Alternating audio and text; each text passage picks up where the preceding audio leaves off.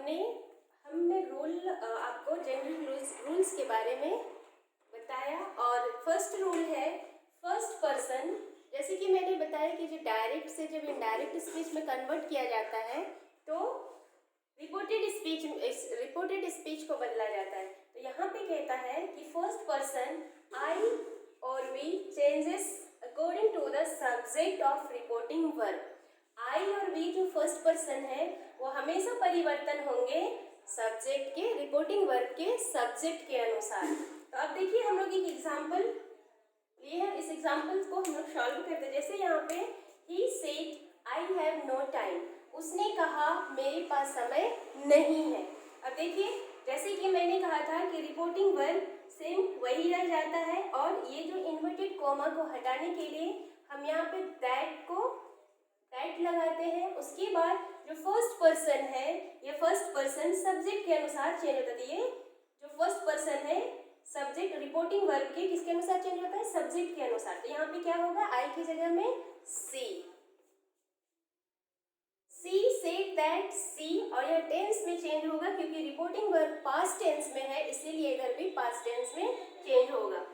That he have had में change होगा, he had no time.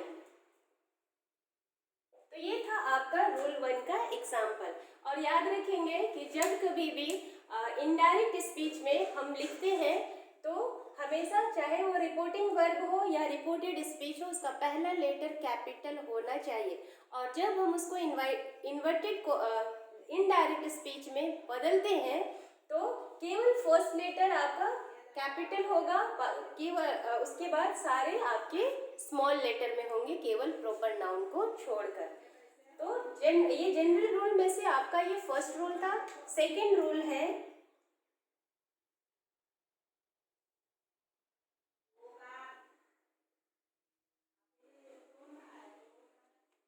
Second person you को कहा जाता है। फर्स्ट पर्सन किसको कहते हैं? बोलने वाला फर्स्ट पर्सन कहलाता है। जैसे कि मैं अभी बोल रही हूँ और मैं अपने बदले में, अपने नाम के बदले में किसका यूज कर रही हूँ? आई। तो आई किसमें आएगा? First person. और आई का प्लूरल होता है वी, तो इसलिए आई एंड वी फर्स्ट पर्सन होते हैं। फर्स्ट पर्सन बोलने वाले को कहा जाता है और सुनने वाले को सेकेंड पर्सन। जैसे कि मैं बोल रही हूँ और जो सुन रहा है उसको हम अगर प्रोनाउन यूज करेंगे तो हमेशा यू का प्रयोग करेंगे, इसलिए यू आपका सेकेंड पर्सन होता है।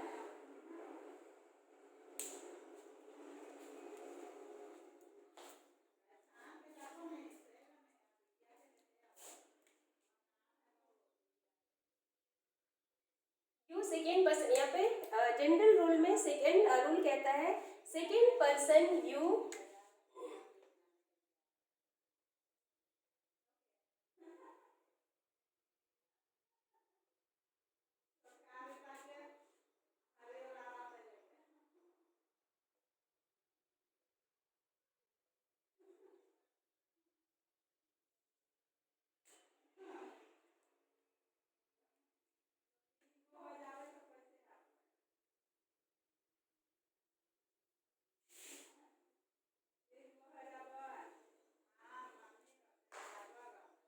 सेकेंड रूल कहता है second person you.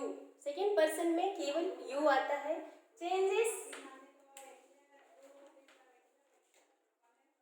According to the object of reporting verb. Second person change होता है रिपोर्टिंग वर्ब का ऑब्जेक्ट के अनुसार। जैसे कि हम एक एग्जांपल लेते हैं।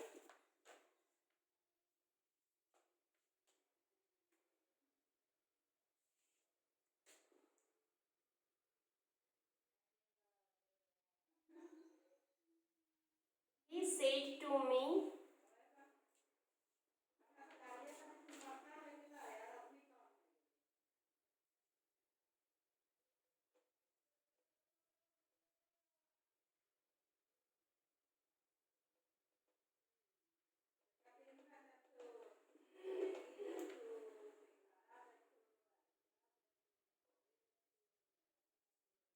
अब सेकेंड रूल के अनुसार यहाँ पर हमने एग्जाम्पल लिया है he said to me, उसने मुझसे कहा you are very indisciplined। उसने मुझसे कहा तुम बहुत ही इनडिसिप्लिन, अनुशासनहीन हो। जब इसको हम इनडायरेक्ट स्पीच में चेंज करेंगे तो ये होगा, और याद रखिएगा जब भी सेड टू हो तो वह चेंज हो जाता है टोल्ड में, इसलिए होगा यहाँ पर ही टोल्ड मी। अब यहाँ पे इन्वर्टेड कोमा हटाएंगे तो क्या लगेगा, दैट लगेगा। अब ये जो यू सेकेंड पर्सन है वो किसके अनुसार चेंज होगा, रिपोर्टिंग वर्ब के ऑब्जेक्ट के अनुसार। ये ऑब्जेक्ट है मी, और ये जब हमने ये रिपोर्टेड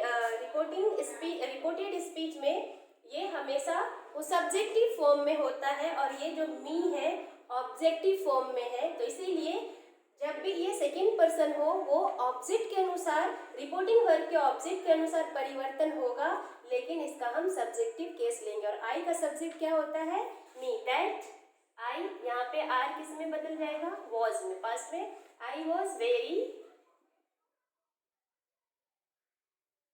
indecisive,